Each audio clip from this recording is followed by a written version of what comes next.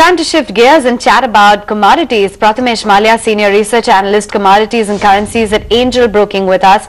Hi there, Prathamesh. Let's start off with your views on crude. What's the strategy?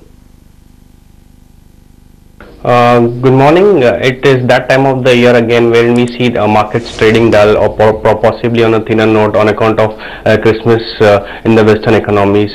And besides that, you have commodities being flattish in today's trade. We are advising a sell-side strategy in all the metal counters, but in the crude counter we have positively advising buy-side in crude January contract at around 3,580 mark, keeping a stop loss of around 3,520 for stop loss towards 3,690. Okay, and Prathamesh, you have a sell call coming in on gold. Why is that?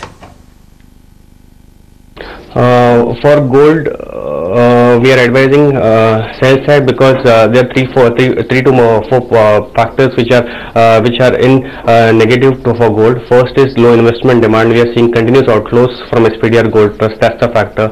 Second factor is dollar index almost trading at 14-year highs. And third thing, India, which is the highest consumer of gold, seems to have taken hit because of the impact of demonetization. All these factors are not working in favor of gold. We are advising sell side strategy in the gold February contract at around 27,150, keeping a stop loss of 27,400 for target towards 26,800. Okay, there you have it. That's the view coming in on gold as well. And finally, let's get in some views then on copper.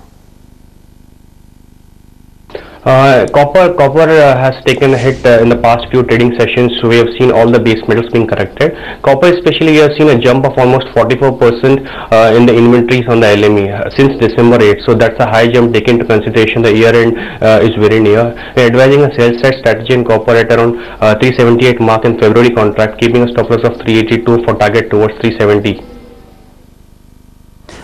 Okay, Prathamesh, thanks so much then for joining us, giving us a perspective on all of those strategies. Let's just focus in once again on the markets, because at this point of time they're meriting all of the attention. We are at the day's low for the benchmark indices. The mid-cap index has lost almost about 1%. Sumit, I just wanted to talk to you about the